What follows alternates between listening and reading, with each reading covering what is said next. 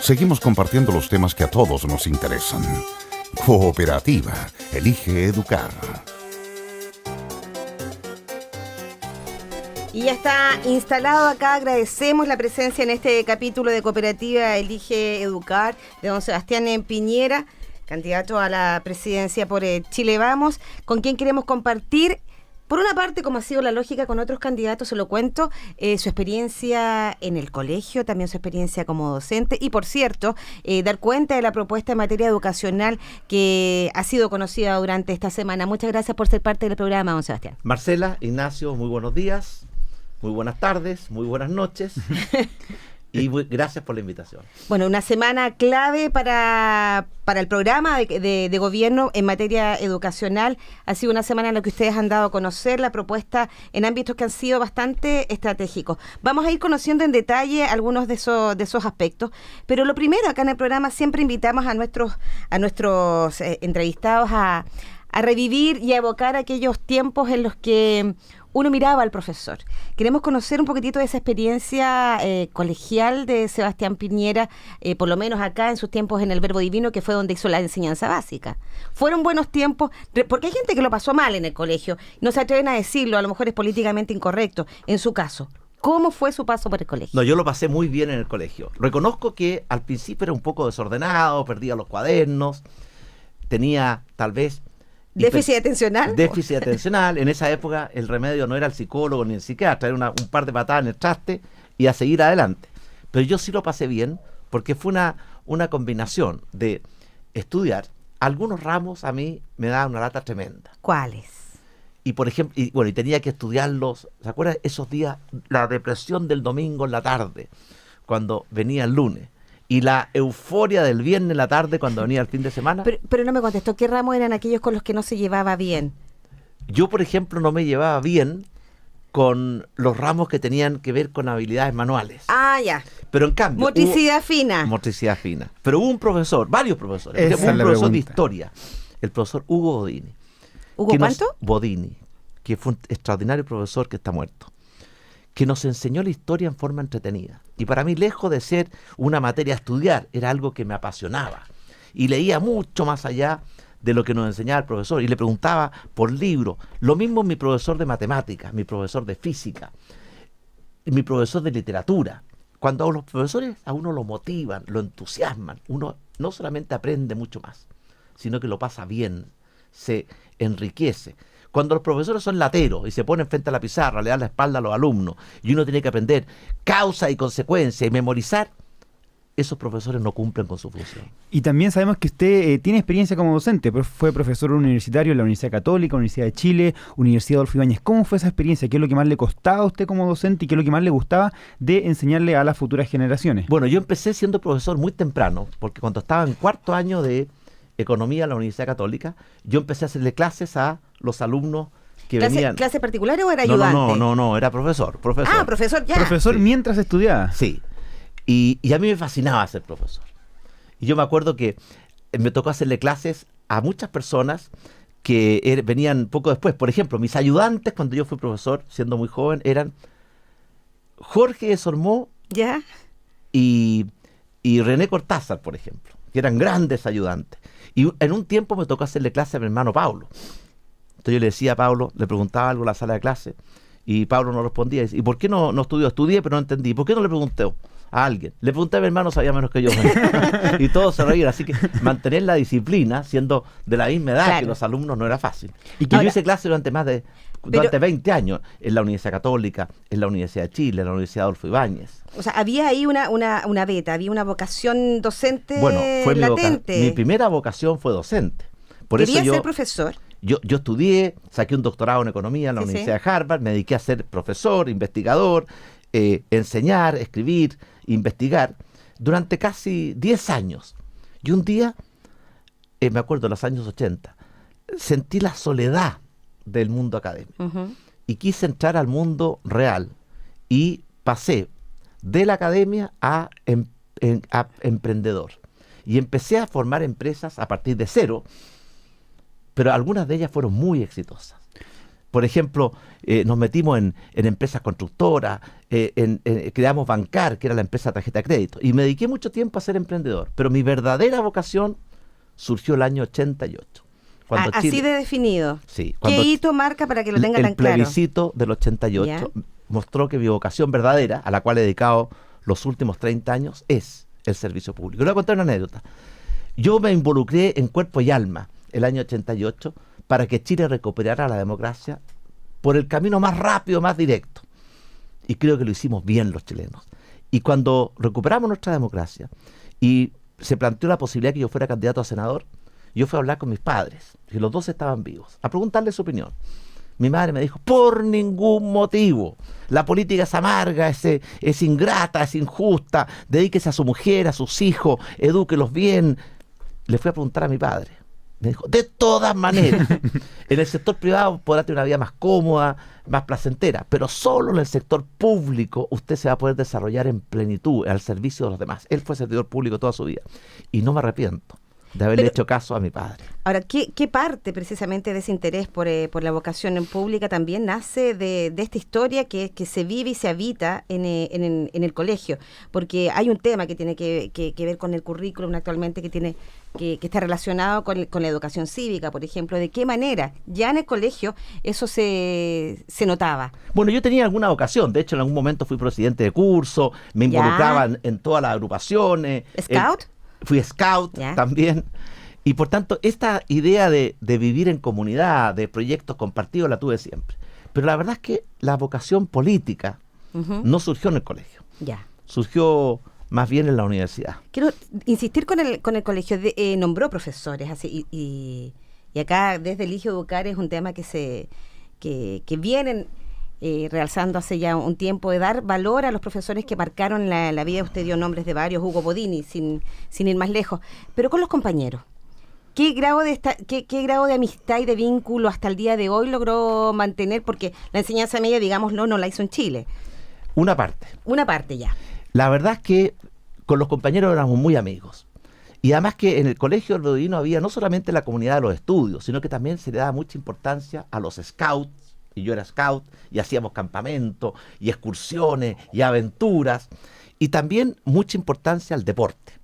Para nosotros el deporte era parte fundamental de nuestras vidas. Y ¿Para qué era bueno fútbol? Yo me encantaba el fútbol, y era también, cuando al principio era velocista. Y por tanto competí en los interescolares, incluso tengo unas medallas por ahí. Unas copas porque competíamos en postas. Y con los alumnos había una relación con los compañeros de curso, de mucha amistad. Hacíamos excursiones, hacíamos campamentos juntos, y hasta el día de hoy, una vez al mes, nos juntamos a recordar los viejos tiempos. Hasta el día de hoy, una vez al mes se junta con los compañeros del colegio. Sí, yo no voy siempre, pero trato de ir todas las veces que puedo. Bueno, no sé si en esas juntas de compañeros estará Horacio García, que queremos invitarlo a escuchar, porque él tiene también, o sea, no solamente vamos a quedarnos con los recuerdos del candidato Sebastián Piñera de su tiempo en el colegio, queremos contrastarlo también con lo que recuerdan sus compañeros, y este es el testimonio, el recuerdo de su compañero en el Verbo Divino, Horacio García. Ya era bien desordenado pinta, Sebastián. Tú ves cualquier foto de esa época, el colegio era como bien estricto, así con la corbata bien derechita, y yo, Sebastián siempre andaba bien despeinado, bien desatrado. Pero era así, era muy hiperkinético, era muy activo. Y por eso mismo andaba siempre como bien desordenado. Pero a pesar de eso era súper buen alumno, era muy buen alumno, y se destacaba mucho, sobre todo en los temas matemáticas, física, en esos temas. Los profesores lo reconocían, lo distinguían, lo sacaban mucho a la pizarra, a hacer ejercicios difíciles, y se iba para el frente a la pizarra y sorprendía a todo el mundo. Era bien especial en ese sentido, era bien genial. Ya, buen alumno, lo reconocemos porque en la Universidad Católica también es buen alumno, hay un reconocimiento ahí en la Escuela de Economía a los mejores egresados. Bueno, también ahí está Sebastián Piñera, y por eso quería preguntarle precisamente por el tema de ser buen alumno, de cuánto aporta el profesor, cuánto aporta el entorno familiar para que un niño tenga las condiciones de engolosinarse con el conocimiento, que le guste aprender. Bueno, yo creo que ahí la familia y los profesores son decisivos. La familia a uno le inculca ese amor por el conocimiento, por investigar. Yo me acuerdo que mi padre, que era un político de toda su vida y un servidor público, invitaba los sábados o los domingos a almorzar a mi casa a grandes personajes. A Eduardo Frei Montalva, a Radomiro Tomic, a Bernardo Leighton, a Patricio Elwin. Y discutían de Tenía política. cátedra ahí en la casa. Y nos sentaba a nosotros y decía, escuchen. Y al final teníamos terror, porque al final nos hacía preguntas delante de todos estos personajes. Y por tanto nos fue involucrando en interesarnos por el mundo, por el país. Y también a veces nos hacía competencias. Por ejemplo, ¿quién sabía más capitales del mundo, o más presidentes del mundo, o quién sabía más historia? Y por tanto siempre nos inculcó una pasión por el conocimiento, por investigación. Nos decía, hagan lo que quieran, pero háganlo bien. No pasen por la vida calentando asientos. Traten de dejar huellas. Y por tanto el hogar es muy importante. Pero los profesores también son muy importantes. A mí algunos profesores me cambiaron la vida. ¿En qué sentido? En que me despertaron un amor por el estudio. A mí estudiar historia hasta el día de hoy. Yo leo libros de historia, pero a las 3, 4 de la mañana porque me fascina. El amor por las matemáticas, por la física, por la química que me inculcaron los profesores, hacen que en vez de que el estudio sea una tortura, el estudio sea una verdadera, ¿cierto?, aventura. Y eso es muy importante. Por eso yo creo que un buen profesor naturalmente tiene que conocer su materia, enseñarla bien, pero lo más importante es motivar, entusiasmar a los alumnos a que se interesen por las materias, que entiendan que es algo que enriquece el alma y no una lata que tienen que hacer porque el profesor se los pide. Ahora, yendo ya al tema de las propuestas de programa en materia educacional y vinculándolo precisamente con el impacto y la importancia que tiene un profesor, ¿de qué manera en este programa de gobierno hay alguna iniciativa destinada fundamentalmente a atraer a los grandes talentos a las carreras de pedagogía? ¿De qué manera se va a fortalecer precisamente la formación de nuevos y cada vez mejores profesores en Chile? En mi familia tenemos una preocupación especial por los profesores. Por eso hace 20 años atrás, con mi mujer y mi hermana Magdalena, creamos la Fundación Futuro. Sí. Cuya Trabaja labor mucho con los profesores. Sí. es trabajar con los profesores, motivarlos, capacitarlos, estar permanentemente incorporando nuevas técnicas pedagógicas. Y de hecho me alegró mucho que entre los 10 mejores profesores que acaban de designar, muchos de ellos habían sido pasantes de la Fundación Futuro. Y por eso el profesor, igual que los padres, porque aquí es una dupla, es el hogar, la familia y los profesores, el colegio, los que realmente tienen la responsabilidad. Y por esa razón, yo estoy convencido que una educación de calidad abre un mundo de oportunidades. Y una educación de mala calidad muchas veces conduce a un mundo de frustraciones. Y yo creo que la educación tiene que ser libre, de calidad e inclusiva. Por eso yo creo una sociedad docente, en que todos participamos en el proceso educativo y no en un Estado docente, donde el Estado al final termina monopolizándolo todo. Por eso yo defiendo un modelo en que haya educación pública y educación particular subvencionada, y que coexistan, y que los padres decidan dónde quieren que sus hijos estudien. Ahora, y que los padres también puedan aportar voluntariamente a mejorar la calidad de la educación de sus hijos. En ese sentido, antes de escaparnos del tema, en su eventual segundo gobierno, ¿qué propuestas plantea usted para fortalecer la atracción de jóvenes con talento y vocación a las carreras de pedagogía, para que ellos se sientan interesados por estudiar pedagogía? Bueno, durante nuestro gobierno creamos la vocación de profesor, que consistía en decirle a los mejores alumnos que ingresen a las carreras de pedagogía para que en el futuro eduquen a nuestros niños, les vamos a dar no solamente una beca desde el punto de vista de educación gratuita, sino que además les vamos a dar un montón de estímulos e incentivos. Por ejemplo, la posibilidad de ir a perfeccionarse al extranjero. Eso lo vamos a fortalecer. Porque, ¿de qué manera?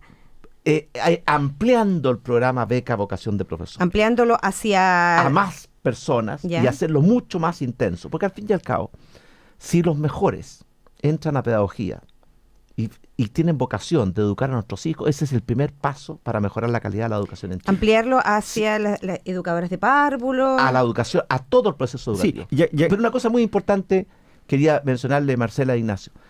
En el pasado, uno dedicaba el 20% de su vida, los primeros años, a estudiar. Y después aplicaba lo que había aprendido. Eso se acabó. Claro. La educación hoy día es un proceso permanente. Hay que dedicar el 20% del tiempo de todos los días, hasta que nos muramos, al proceso educativo. Por eso es tan importante cambiar la lógica de la educación. Mire, la prioridad nuestra va a estar en 2 puntos. Primero, mejorar y hacer universal el acceso a la educación temprana. Porque muchos niños, especialmente de las familias más vulnerables, no tienen acceso a la sala cuna, al jardín infantil, a la educación preescolar. Y esos niños muchas veces se les produce un daño irrecuperable. ¿Cómo se va a implementar? Y segundo, ¿sí? mejorar el acceso a la educación temprana. ¿Sabe usted que en Chile la cobertura de la educación superior es mayor que la cobertura de la educación temprana? Pero Absurdo. se ha avanzado en cobertura. Se ha avanzado, tema, pero mire, hemos avanzado, pero lo que nos queda por avanzar es mucho. Y segundo, mejorar la calidad de la educación en todos los niveles. Quería preguntar precisamente cómo aspira a implementar esta medida del acceso universal a la educación inicial a partir de los 2 años. Acompañando al niño desde su nacimiento. Por eso establecimos el postnatal de 6 meses y ampliamos la cobertura del postnatal, que antes favorecía solo a 1 de cada 3 mujeres trabajadoras, a todas las mujeres trabajadoras. Porque está demostrado que esos primeros 6 meses o 2 años de vida son fundamentales para el desarrollo emocional, intelectual, físico de los niños. Y por tanto, que sus padres, y especialmente su madre, esté con ellos en los primeros 6 meses de vida es fundamental, porque de lo contrario, yo lo he visto con mis propios ojos, los dejan en un cajón. Segundo, estableciendo el derecho universal a la sala cuna. Y no solamente para que los cuiden y les cambien los pañales. Si la educación parte muy temprana, que los motiven, que los estimulen, que les Reitero la pregunta, ¿cómo implementar precisamente ese aumento de cobertura? Porque es un trabajo arduo que, insisto, se ha venido trabajando en ello en los últimos años. Vamos a hacer 3 cosas. En primer lugar, vamos a transformar esa educación temprana en un derecho universal. Y por tanto, todos tienen derecho. Vamos a establecer el derecho universal al jardín infantil, a la sala cuna y, por supuesto, a la educación escolar. Segundo, no es solamente que cuiden a los niños. Por eso vamos a incorporar una mejoría sustancial en la formación de los educadores de párvulos. Porque no es solamente cuidarlos, cambiar los pañales, es empezar el proceso educativo que no termina nunca. Porque en ese sentido habría un déficit de educadores de párvulo para hay dar un tremendo déficit de educadores de párvulo. Por eso que la beca vocación de profesor no va a ser solamente para los profesores de la educación escolar, también para los parvularios, para que entren las mejores personas con la mayor vocación también a educar a nuestros niños. Y trabajar en mejorar el tema de su ingreso a la carrera docente, que efectivamente ellos van más atrás que los profesores. Efectivamente, ellos van a ingresar el año 2020. Claro. Vamos a hacer un esfuerzo por ver si podemos anticipar ese ingreso, porque la educación es un proceso permanente. No sacamos nada con asegurar el ingreso a la educación superior si la mitad de nuestros niños nunca van a poder soñar con la educación superior porque la sociedad les negó educación de calidad cuando eran niños. O porque la educación superior va a tomarse mucho tiempo en nivelar a los niños que vienen de esta educación que no les brindó calidad. Y a veces, y esto lo he conversado con muchos rectores de la universidad, cuando el niño trae falencias desde el hogar, que no fueron, ¿cierto?, enfrentadas en la sala cuna, en el jardín infantil, en la educación preescolar, a veces esas falencias son irremontables. Y condenar a niños por el descuido del Estado y la sociedad a no tener nunca una oportunidad en la vida, a mí me parece no solamente una injusticia tremenda, sino que es una verdadera inmoralidad. Bueno, nosotros hoy conversando con el candidato presidencial Sebastián Piñera, conociendo en detalle las propuestas de gobierno en materia educacional dadas a conocer durante esta semana. Y lo segundo que es muy importante... No, si seguimos conversando, espéreme un ratito. Una cosa más, mire. Hay que mejorar la calidad de la educación en todos los niveles, porque en la sociedad del conocimiento y la información esta calidad no es suficiente. ¿Y cómo se hace eso? El secreto está en el compromiso y en la sala de clases. El compromiso de los alumnos, que tienen derechos, pero también tienen deberes. Estudiar, esforzarse, entregar lo mejor de sí mismo, que a veces se olvidan. El compromiso de los padres, de los profesores, de los directores, de los sostenedores y del presidente de la República. Y además, tenemos que intervenir la sala de clases. Que es un temazo en el que hemos estado precisamente, del que hemos estado dando cuenta acá en el programa, yo creo que durante todas las temporadas que tiene el programa. Pero vamos a separarnos brevemente y queremos regresar con un tema que precisamente importa e impacta a las familias, al apoderado. Vamos a hablar del proyecto de inclusión, del tema del copago, de qué manera hay reforma a la reforma, temas de conversación. Entonces, insisto, conociendo la propuesta de gobierno en materia educacional, hoy aquí en Cooperativa Elige Educar junto al candidato Sebastián Piñera. Los temas de educación siguen en Cooperativa Elige Educar. En este capítulo, conociendo la propuesta de gobierno en materia educacional junto al candidato Sebastián Piñera, recordarles que cada domingo estamos en Cooperativa Elige Educar, gracias a la compañía de Anglo American, personas que marcan la diferencia en minería, CCU, que busca hacer un aporte concreto en la educación del país, Fundación Arauco, que cree en el valor del profesor, y también el grupo Security. Estábamos hablando de atracción, de atraer a los mejores talentos a las carreras de educación y también a la carrera de educación de párvulos, de incentivos más allá de la beca vocación de profesor. Mira, Candidato. yo creo que hay 3 grandes mecanismos para atraer a los mejores a que estudien pedagogía y que en el futuro enseñen, eduquen, formen a nuestros niños. Primero, recuperando el prestigio del profesor, la valoración del profesor. Mi padre siempre me decía que en sus tiempos el profesor era el personaje más importante. Autoridad. Era una autoridad, era respetada. Hoy día el profesor muchas veces no lo respetan como merece. Segundo, facilitándole el estudio con becas, con aportes, O sea, la formación continua. con programas de especialización en el extranjero. Y tercero, creando una carrera docente que remunera a los profesores. Que ya está en marcha. Que está en marcha, de hecho la propusimos nosotros durante nuestro gobierno, pero quiero ser bien claro, no solamente hay que remunerar mejor a los profesores, capacitarlos mejor, sino y mejorar las condiciones de trabajo, también hay que exigirles más. Porque es muy importante que siempre un derecho va asociado a un deber. Con esos 3 mecanismos, yo estoy convencido que vamos a tener los mejores en las carreras de pedagogía. No como hoy día que ocurre, que muchas veces el que no puede entrar a ninguna otra carrera, entra a pedagogía. Respecto a lo primero, los tiempos han cambiado, el profesor ya no tiene la misma autoridad y nadie tiene la misma autoridad porque vive una sociedad más horizontal. ¿Cómo revalorizamos el rol de los profesores sin hacer que sea una autoridad inalcanzable, una autoridad que nadie le puede discutir, sino que más bien una autoridad cercana, pero que tenga el valor que le corresponde a la sociedad? Es un estilo de liderazgo distinto. Por supuesto. Bueno, primero es un tema cultural. Yo creo que tenemos que hacer un esfuerzo muy grande por recuperar el prestigio y el valor del profesor en la sociedad chilena. ¿Cómo? Una manera es mejorando sus condiciones de trabajo, sus remuneraciones, y la segunda es estableciendo, yo no pretendo que el profesor sea un ídolo, ¿cierto?, inalcanzable, pero también yo creo que es muy importante recuperar el respeto. Hoy día el respeto se ha ido perdiendo, el respeto de los hijos por sus padres, y de los padres por sus hijos, el respeto de los alumnos por sus profesores, y de los profesores por sus alumnos, el respeto de los apoderados por los profesores. Yo creo que eso es fundamental, porque un profesor respetado tiene mejor capacidad de educar bien a nuestros hijos que un profesor que no tiene el respeto ni siquiera de sus propios alumnos. Ahora, en materia de profesores, en nuestro país se vive una realidad que indica que hay un porcentaje significativo de profesores que no están formados en pedagogía, dictando clases fundamentalmente en disciplinas como la ciencia, las matemáticas, la física. ¿Qué propuestas plantean precisamente para atraer a carreras de pedagogía en ese ámbito?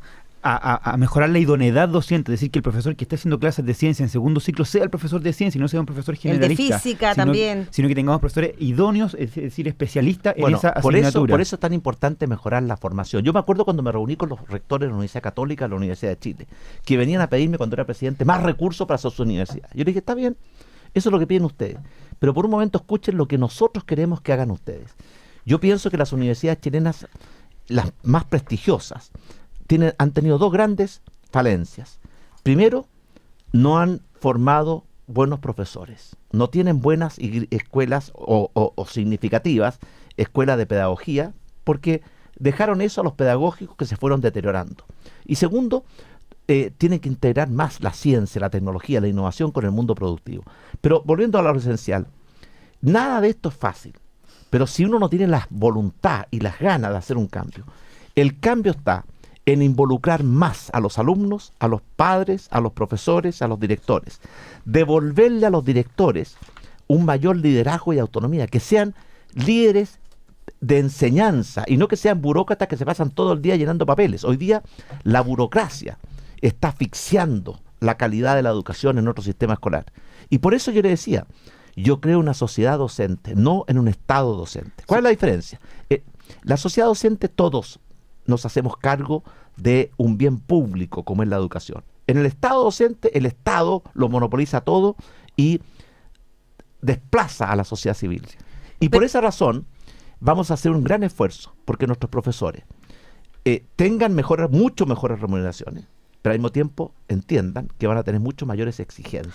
Ahora, Porque el objetivo final nunca lo perdamos de vista. Son los estudiantes. Son los niños, son los jóvenes, son los estudiantes. No podemos seguir sacrificando Y en ese sentido, a generaciones de chilenos a entrar al mundo de la sociedad del conocimiento y la información con los ojos vendados, las piernas amarradas, porque no tienen la educación que necesitan. Y en ese sentido, ¿cómo seguimos mejorando las condiciones del ejercicio docente, las remuneraciones, sabiendo que en Chile hay cerca de 200.000 profesores, que cada peso que se invierte más en sus remuneraciones, la carrera docente ya viene a mejorar sus condiciones, pero podemos seguirla mejorando, podemos seguir avanzando en eso? Bueno, la carrera docente... En más horas no lectivas, en mejores remuneraciones, por supuesto, como dice usted, siempre aparejado de evaluaciones. Bueno, el proyecto carrera docente, que lo presentamos nosotros durante nuestro gobierno y que después lo tomó este gobierno, mejora las remuneraciones de forma muy significativa. No estamos hablando 5 o 10%, 30. Estamos hablando y más.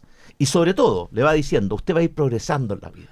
Usted tiene que ir dando pruebas de validación. Hay 5 niveles. Y si usted va cumpliendo y va dando las pruebas, va demostrando su capacidad y va subiendo de nivel, su remuneración va a terminar siendo equivalente a la de un ingeniero, a la de un abogado, como tiene que ser, como es en los países desarrollados. Pero además de eso, yo creo muy importante que hay que hacer un cambio cultural en la forma en que se enseña en la sala de clase. Los niños hoy día no están dispuestos a aburrirse con un profesor que le da la espalda, con un pedazo de tiza frente a la pizarra. Bueno, la propuesta incluye el tema de el segundo idioma, incluye innovaciones tecnológicas. Dos idiomas tenemos. Uno es el idioma inglés, que hay que enseñarlo. Me parece increíble que los niños tienen clases de inglés en nuestro país, ¿cierto? Y salen y no hablan una sola palabra. ¿Cómo podemos tolerar un sistema que es tan fracasado? Por eso nosotros queremos traer profesores de inglés que vengan, como hay tantos, jóvenes voluntarios o incluso gente de la tercera edad de países anglosajones que vengan a enseñar inglés y enviar a nuestros profesores a prepararse mejor. Porque muchas veces si el profesor no sabe hablar inglés, difícilmente va a enseñar a hablar inglés. Y segundo es el idioma digital.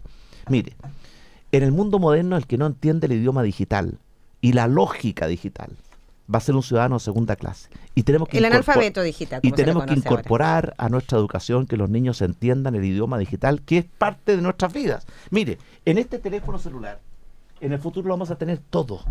A través de esto vamos a acceder a todo. A la información, al conocimiento, a la entretención, a la relación con nuestros amigos, a las comunicaciones. Tenemos que aprender a dominar el idioma digital. Y para los niños es más fácil porque ellos son nativos digital. Claro. Pero también hay que enseñar a los adultos, a los profesores que están... Y a los propios profesores que muchas veces le tienen temor porque sienten que es una amenaza. En circunstancias que no es una amenaza, es una herramienta, es una oportunidad. Y entrando de lleno a la forma que tenemos de enseñar en nuestras salas de clase, la OCDE señala que la innovación es uno de los factores más importantes que buscan, que promueven el aprendizaje de los estudiantes. Y en Chile sabemos que estamos al debe en eso. Los docentes no contamos con recursos pedagógicos, con escuelas que nos hayan formado en la innovación. ¿Qué propone usted para promover la innovación pedagógica, promover que las metodologías de los profesores sean acorde al siglo XXI, sean acorde a los nativos digitales y sean acorde a estudiantes que son cada vez más cuestionadores, cada vez más inquietos y que quieren aprender de forma distinta, no un profesor al frente y 40 Ignacio, mirando hacia toda adelante? La razón. Mire, nosotros hemos hecho un esfuerzo enorme en estudiar las mejores técnicas y prácticas pedagógicas en el mundo entero. Hemos conversado con en los países que tienen los mejores resultados, cómo lo han logrado. Y vamos a crear un banco de experiencias pedagógicas exitosas para que cada profesor pueda acceder y conocer cuál es la experiencia más exitosa y que mejor se acomoda centralizado a su realidad. en algún organismo, algún sitio web. Va a estar en el Ministerio de Educación, en un sitio web accesible a todos los profesores de Chile. Vamos a crear también un fondo para promover la innovación pedagógica dentro de Chile. Y vamos a crear una unidad de innovación pedagógica en el Ministerio de Educación para formar a nuestros profesores, a incorporar los nuevos métodos de enseñanza, que son mucho más participativos. Los niños quieren participar, actuar. Hay que desarrollar el pensamiento crítico, hay que desarrollar la capacidad de innovar y emprender. Las habilidades del siglo XXI. No, quería señalar que precisamente en temas de investigación y de innovación dentro del Ministerio de Educación actualmente existe el CPIP, que precisamente aborda el tema de la innovación y de la formación docente. Sería un fortalecimiento de esa unidad. Existen las cosas, pero a veces, ¿cierto?, en forma muy precaria, muy débil y no están dando los resultados que necesitamos. Mira, en materia de educación no es más de lo mismo, no es un poco más de lo mismo, ni un poco mejor de lo mismo. Necesitamos una revolución copernicana. Y eso es lo que hicieron los países que dieron un gran salto adelante. Nosotros hemos estudiado la experiencia de los países nórdicos, la experiencia de los países asiáticos, particularmente Singapur, la experiencia de países como Nueva Zelanda y Australia. Y de verdad, están a años luz de lo que nosotros tenemos en Chile. Que son todos países en donde la cantidad de estudiantes que opta por la educación técnica es muy alta. Quería llevarlo precisamente a ese tema porque también dentro de su programa hay un aspecto referido al mejoramiento y fortalecimiento de la educación técnico-profesional en Chile, que hoy día en enseñanza media tiene un porcentaje de cerca del 40% de nuestros estudiantes involucrados en ella. ¿De qué manera su propuesta se hace cargo de ese debe que tenemos en materia de educación técnico-profesional? Bueno, sin duda que hemos descuidado la educación técnico-profesional. Casi la mitad de los alumnos de la educación media están en educación técnica profesional. Y los más vulnerables. Y los más vulnerables. Vamos a desarrollar 3 cosas en esta materia. En primer lugar, vamos a crear los liceos tecnológicos de excelencia. Vamos a integrar... O sea, como los liceos de excelencia. Igual como los liceos bicentenarios de excelencia, que tuvieron resultados extraordinarios. Piense usted, los liceos emblemáticos, el Instituto Nacional, que eran los mejores liceos de Chile, hoy día no están entre los 100 mejores. En cambio, los liceos bicentenarios de excelencia, que los creamos hace recién 5 años atrás, están entre los mejores liceos de Chile.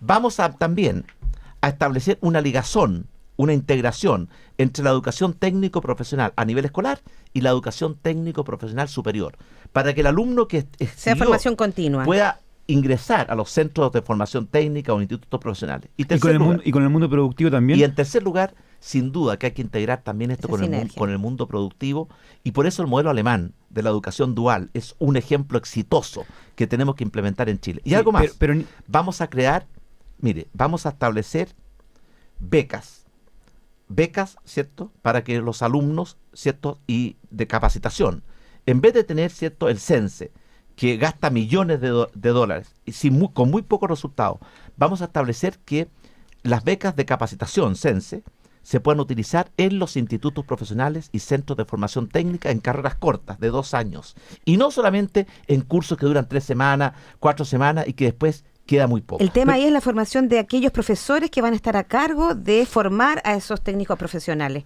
Por supuesto que el desafío es grande. Mire, el desafío es muy grande, pero es que me dice una cosa. El presidente Barros Luco, gran presidente, le decía a sus ministros, en la vida hay 2 tipos de problemas.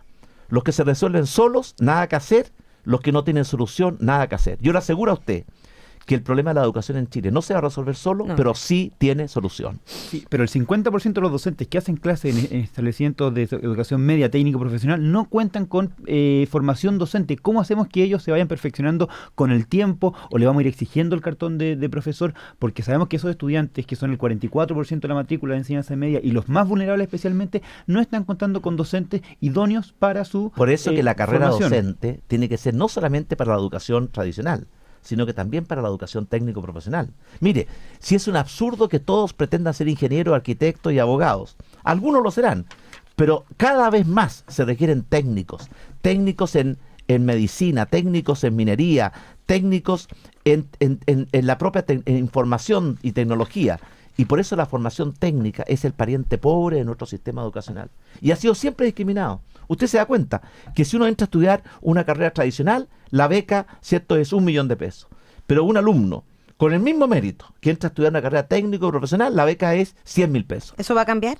Claro que va a cambiar, porque estamos discriminando no solamente carreras necesarias como las carreras técnico profesionales, sino que estamos discriminando a los alumnos más vulnerables, que son los que acceden a ese tipo de carreras. Y hay algo más. Y esto lo vamos a tener que estudiar.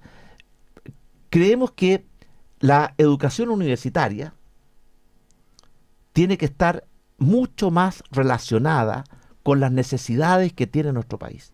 Porque nuestro sistema de educación universitaria muchas veces se desconecta de las necesidades del país. Por ejemplo, hoy día eso significa... estamos formando una enorme cantidad de ciertas carreras que sabemos que no van a tener demanda. Y no estamos formando las carreras que sabemos que son las que más necesitan ¿Eso Chile. habla de una intervención precisamente respecto de la oferta? Información. Por eso yo le voy a decir una cosa. Vamos a establecer un sistema que todas las universidades y centros de formación técnica e institutos profesionales tienen que tener una página web en que publican 3 cosas. Primero, su situación económica, financiera, para evitar sorpresas de quiebra en el camino. Segundo, su capacidad académica. ¿Cuántos profesores con doctorado? ¿Cuántos profesores con máster? ¿Cuál es el récord de investigación de cada universidad? Y tercero, ¿cómo le va a sus alumnos? Empleabilidad. Claro, ¿cuántos de los alumnos que egresan tienen empleo, con qué salarios, con qué remuneraciones? Y por tanto, con Esa información igual está en mifuturo.cl, están en todos esos antecedentes. Pero está en una forma tal que es inentendible. Que cuesta encontrarlo. Pero lo que queremos es que un alumno pueda llegar y decir, a ver, yo quiero escoger una carrera, esta universidad es seria, solvente. Segundo, ¿tiene buen antecedente académico? Tercero, ¿le está yendo bien a los alumnos que egresan de esa universidad? Y la información, no la obligación, va a permitir que los alumnos escojan con mejor, racionalidad lo que quieren estudiar. Y hablando de vulnerabilidad, que son los estudiantes técnicos, ¿cómo hacemos que las escuelas que hoy día se desempeñan en contexto de alta vulnerabilidad, donde sabemos que los estudiantes tienen rezagos de hasta varios años en sus aprendizajes y los profesores también tienen condiciones laborales bien precarias, cómo fortalecemos a la escuela que hoy día se encuentran trabajando y educando en contexto de alta complejidad social, donde sabemos que es mucho más complejo que hacerlo que en otros sectores de la sociedad? ¿Cómo hacemos que los buenos profesores quieran estar ahí? Por supuesto que sí, mire, hay un tema muy importante. Nosotros nos vamos a preocupar no solamente de los que le va bien, los buenos alumnos, los exitosos. Nos vamos a preocupar especialmente de los que tienen más dificultades. La regla, el principio es que ni un niño se quede atrás. Y por eso, si aplicamos esa regla de justicia, tenemos que hacer un esfuerzo inmenso por mejorar la calidad de la educación de los alumnos más vulnerables, la mayoría de los cuales está en la educación técnico-profesional, que como yo le decía un momento atrás, ha sido tremendamente descuidada. Por eso, nuestra prioridad, vamos a pasar de 60 a 300 liceos bicentenarios de excelencia, con una énfasis muy importante en los liceos tecnológicos. Precisamente con el tema de quién se queda atrás, está comprobado, lo hemos comentado acá con cifras que maneja Elige Educar, las diferencias enormes que se dan dentro de una misma aula, ¿no? La cantidad de niños de este mismo curso que aprende poco o nada y que después se verifica con resultados significativos y muy distantes en la PCU. Hay alumnos que pasan por el colegio sin haber aprendido. ¿De qué manera precisamente el concepto de calidad se va a hacer cargo de esa realidad? Vamos a hacer dos cosas. Primero, vamos a tener un programa especial para las 700 escuelas con peores resultados, para realmente ver por qué están generando malos resultados y cómo incorporar técnicas de pedagogía y educativas. ¿Apoyar a esas escuelas? Apoyar a esas escuelas. ¿Cerrarlas? Si una escuela, después de todos los esfuerzos, sigue dando educación de mala calidad, yo prefiero cerrar la escuela que condenar a una generación tras otra de niños a entrar a una escuela que no es capaz de dar educación de calidad. ¿Y qué hacemos con esos estudiantes que ven su escuela cerrada? Reasignarlos a otras escuelas que la digo bien. Mire, hay un principio schumpeteriano, que para que algo nazca, algo tiene que morir. Y por tanto, para que las buenas escuelas crezcan, tiene que haber, ¿cierto?, que las malas escuelas, ¿cierto?, después de haber pasado por todos los intentos, desaparezcan.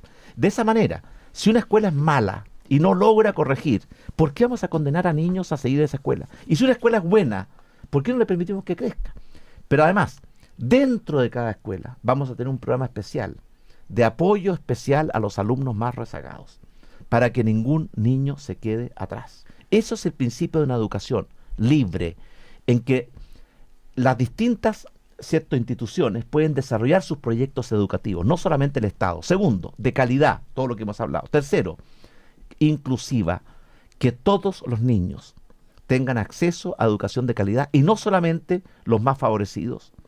Ese es un principio esencial de una buena educación. A propósito de inclusión, queríamos hablar del tema de la ley del proyecto de inclusión. Usted ha señalado que habrá una nueva elección para los colegios, habrá un copago. ¿Qué características tendría esto y de qué manera va a funcionar? ¿Es una reforma a esta reforma?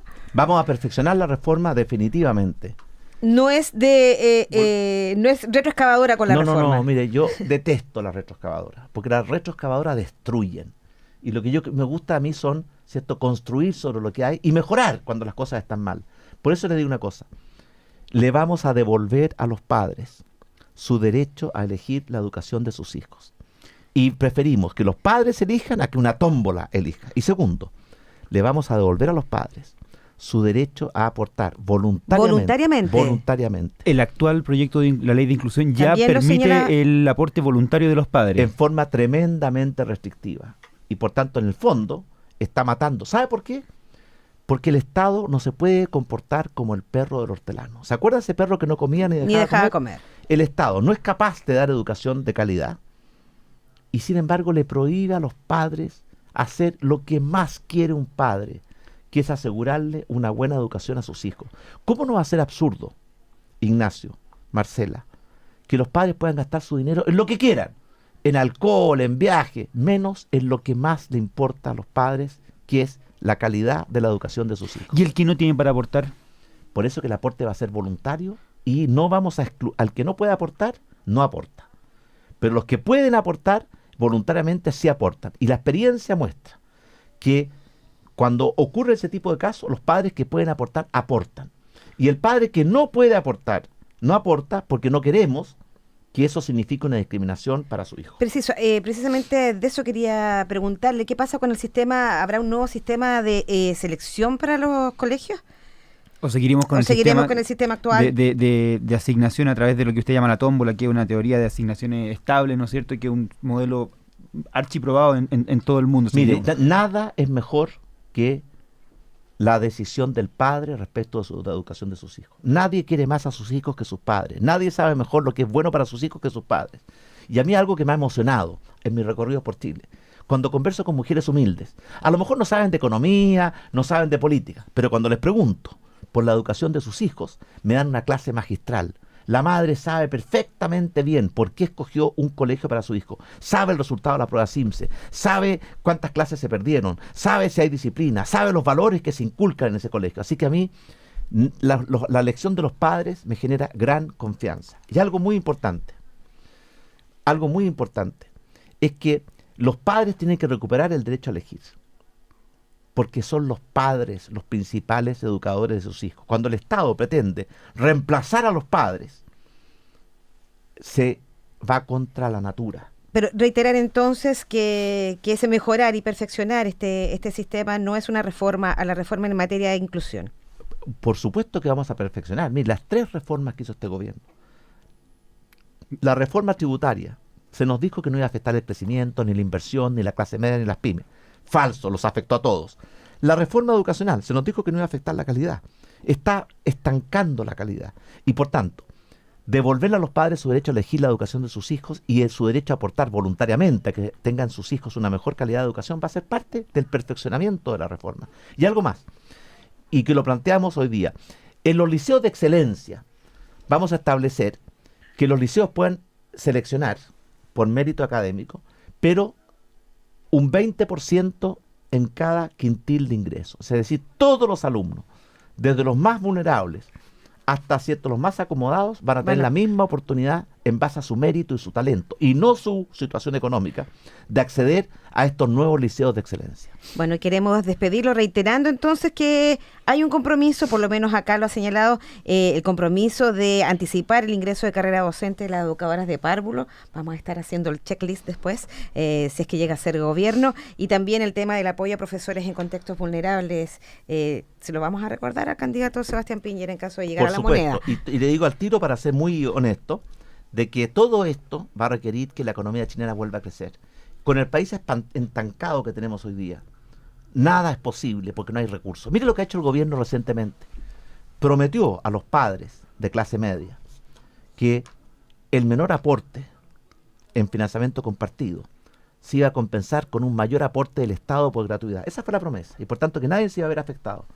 Fue un engaño, porque hoy día el gobierno no está cumpliendo su compromiso. Bueno, la partida presupuestaria comienza a analizarse esta semana, puede tener modificaciones. 2.700.000 niños van a verse perjudicados porque el gobierno tiene mal las prioridades. Mire, gobernar es priorizar. Y este gobierno tiene plata para todo, menos para lo más importante, como por ejemplo la educación de nuestros niños. Sí, veamos cómo le va entonces con este análisis como decíamos, del presupuesto en educación. En el Congreso esto puede cambiar, por cierto, la familia así lo espera. Queremos agradecer entonces al candidato Sebastián Piñera por haber sido parte del programa, por dar cuenta más en detalle de su propuesta de gobierno, muy centrado en el tema de la educación inicial y la educación escolar, porque ya sabemos, la educación superior es lo que más y la calidad en todos los niveles. Le agradecemos mucho, y le agradecemos con música. Sabemos que le gustan los Beatles, tenemos música para el candidato. Lo despedimos con los Beatles, ¿les parece? A Hard Day's Night.